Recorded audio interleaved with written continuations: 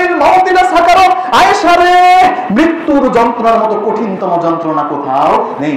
সম্মানিত উপস্থিতি, কোথায় ভরসা পাচ্ছেন যেখানে রাসূল সাল্লাল্লাহু আলাইহি ওয়াসাল্লাম উম্মতে মুহাম্মাদিয়ার জন্য রহমত ছিলেন। আল্লাহ সুবহানাহু ওয়া তাআলা আগের পিছনে সমস্ত গুনাহ ক্ষমা করে দিয়েছেন।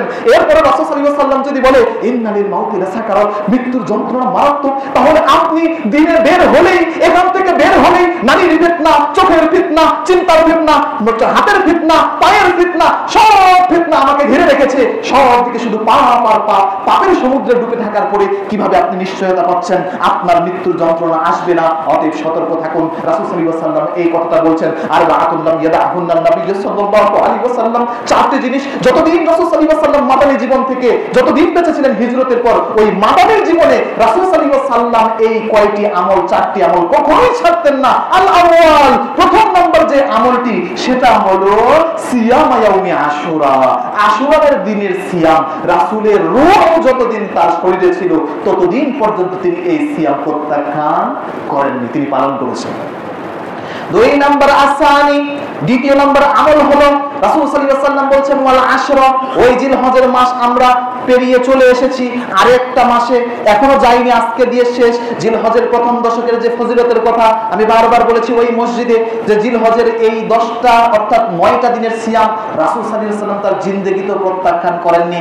আরেকটা হলো রাসূল সাল্লাল্লাহু আলাইহি ওয়াসাল্লাম বলছেন যে ওয়া সালাতু ওয়া রাকাতাইনি ক্বাবলাল গদা, 2 রাকাত নামাজ রাসূল সাল্লাল্লাহু আলাইহি ওয়াসাল্লাম ফজরের আগে কখনো ছাড়তেন না। রাসূল সাল্লাল্লাহু আলাইহি ওয়াসাল্লাম ফজরের এই ফরজ নামাজের আগে 2 রাকাত নামাজ তার জিন্দেগিতে কখনো ছাড়েননি। রাসূল সাল্লাল্লাহু আলাইহি ওয়াসাল্লাম বলছেন যে এই 2 রাকাত সালাত পৃথিবীতে যদি কোনো মানুষ দামি জিনিস ক্রয় করে সারা পৃথিবী যদি বিক্রি করেও হয়, তবু ওই 2 রাকাতের সালাতের দাম অনেক উপরে। আজকে যদি আমরা হিসাব করি, আমাদের ঢাকা সিটি যদি বিক্রি করতে যাই আমেরিকার কাছে, কত কোটি ডলার হবে, মনে হচ্ছে অনেক দাম হবে। এত দাম আমরা গুনেও শেষ করতে পারবো না। এই ঠিক একই সিটির জায়গায় যদি সিঙ্গাপুর সিটিতে যান, ওটা যদি আমেরিকার কাছে বিক্রি করি আরো দাম বেশি।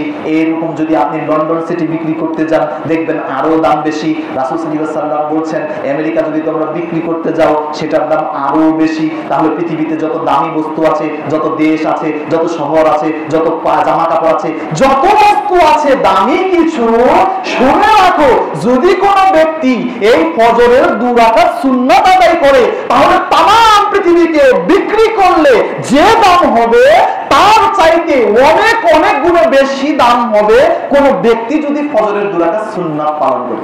সুবহানাল্লাহ। সম্মানিত উপস্থিতি, সতর্ক থাকুন, সাবধান থাকুন।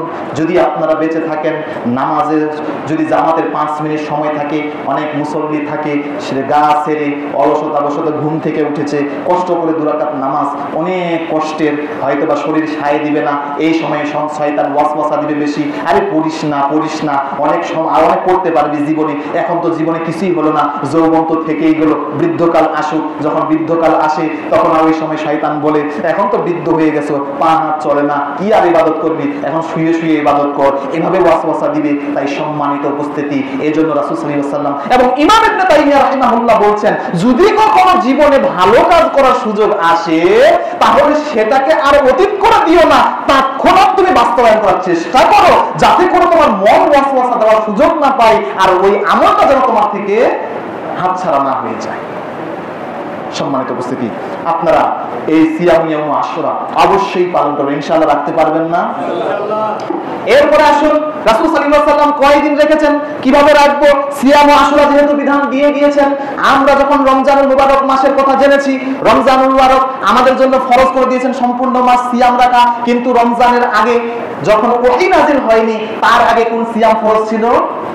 এই মুহররমে আশুরার সিয়াম। আগের যুগে রাসূল সাল্লাল্লাহু আলাইহি ওয়াসাল্লাম যখন মাদানী জীবনে আসেন নাই, মাদানী জীবনে যখন প্রথম বছরে যাওয়ার পরে তিনি যখন দেখছেন ইহুদিরা সিয়াম পালন করতেছে, তখন রমজানের সিয়াম ফরজ হয় নাই, তার আগে আশুরার সিয়াম রাসূলদের জন্য ফরজ ছিল, সমস্ত উম্মতে মুহাম্মাদিয়ার জন্য ফরজ ছিল। কিন্তু ইসলাম তখন বিস্তৃতি লাভ করে নাই, প্রসার হয়নি, যার কারণে সেটা গোপনেই ছিল। কিন্তু রাসূল সাল্লাল্লাহু আলাইহি ওয়াসাল্লামকে জানিয়ে দিয়েছেন যে সিয়াম ইয়াউম আশুরা ফরজুন আলাইকুম, আশুরার দিনের সিয়াম তোমাদের জন্য ফরজ। কিন্তু যখন রমজানের সিয়াম আসলো, টোটালি ওটা নফল হয়ে গেল, অতিরিক্ত হয়ে গেল।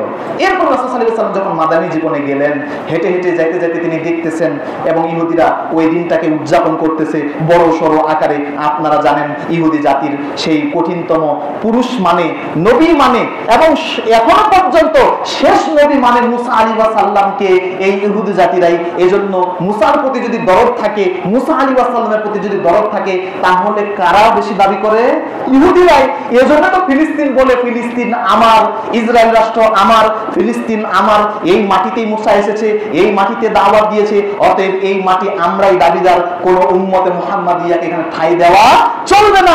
এজন্য কেন, যদিও হচ্ছে রাজনৈতিক কারবার যতই থাক, কূটনৈতিক কারবার যতই থাক, যতই আমেরিকা আর লন্ডন আর যত কিছু দেশ রয়েছে কুফফার রাষ্ট্রগুলো যতই স্বার্থ থাক, কেন এত পিড়াপিড়ি? সেই ইহুদি রাষ্ট্র সেখানে গিয়েছে শুধু তাদের ধর্মীয় কিছু বিষয় বাস্তবায়ন করার জন্য, আর সেটা হলো তাদের মূল দাবি হলো যে আমাদের জমিন কেন উম্মতে মুহাম্মাদিয়া কেড়ে নিবে। এজন্য তারা সেখানে আস্থানা করেছে এবং সাহায্য নিচ্ছে আমেরিকা। আমেরিকা কেন সাহায্য করতেছে? তারা জানে আল কুফরু মিল্লাতুন ওয়াহিদা, সমস্ত কুফফার রাষ্ট্র মুসলমানের বিরুদ্ধে এক। এজন্য তারা যদিও জানে যে মুসলমানরা হাল হকিকত ইসলামের সবই জানে, তারা চাইলে এখনই পৃথিবী ছাড়খাড় করে দিতে পারে যদি জিহাদি চেতনা তাদের মাঝে আসে, মূল থিম যদি ইসলামের ধারণ করে, তারা কোন পৃথিবীর কুফফার তাদের সামনে টিকতে পারবে না, যতই অস্ত্র থাক। কিন্তু তারা জানে তাদেরকে এখন বিভক্তি সৃষ্টি করেছে এই ইহুদি।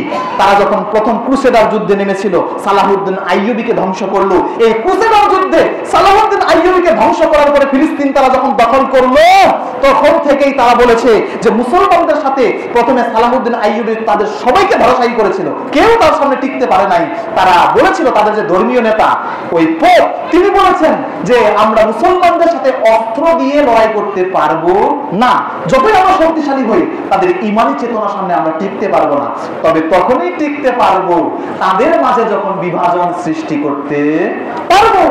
এজন্য দেখবেন আপনি যখন পারস্য এবং অটোমান সাম্রাজ্যের কথা যদি আপনি বিবেচনা করেন, আলোচনা একটু কঠিনে যাচ্ছে, সামান্য বুঝ দেওয়ার জন্য আমি কিছু বলতেছি। অটোমান সাম্রাজ্য ইরান, ইরাক, জর্ডান, লেবানন এবং সিরিয়া, এই সমস্ত এরিয়া মিলে একটা আরব ভূখণ্ড ছিল, সাম্রাজ্য ছিল। সেই সাম্রাজ্যকে ধ্বংস করল কারা? ইরানের মাধ্যমে ধ্বংস করা হয়েছে। ইরান বিভক্তি করেছে, সেখানে তোহমত দিয়েছে, সহযোগিতা করেছে ইহুদি সম্প্রদায়। তারা বলেছে তাদের ধর্মীয় নেতা, যদি তাদের মাঝে মতানৈক্য আর দলাদলি সৃষ্টি করতে পারি আর রাষ্ট্রগুলোকে টুকরো টুকরো করতে পারি সাম্রাজ্য থেকে, তাহলে আমাদের সেদিন বিজয়ী হবে। আজকে বাস্তবেই আপনারা তা দেখতে পাচ্ছেন। সেই অটোমান সাম্রাজ্য 600 বছর মুসলিমদেরকে শাসন করেছে, যার রাজধানী ছিল আমাদের কুস্তুনতুনিয়া, অর্থাৎ বর্তমান বাইজেন্টাইন। আপনার নাম শুনেছেন? তুরস্ক, তুরস্কের রাজধানী কি? ইস্তাম্বুল। ইস্তাম্বুলের কথাই বলছি। এই ইস্তাম্বুল ছিল অটোমান সাম্রাজ্যের রাজধানী। যখন এই উমাইয়া শাসন চলে গেল, তারপর থেকে মুসলিমরা দুর্বল হতে শুরু করলো, তাদের শক্তি, তাদের বিজ্ঞান সব হারিয়ে ফেললো। সম্মানিত উপস্থিতি, কোথা থেকে কোথায় চলে গেছি তো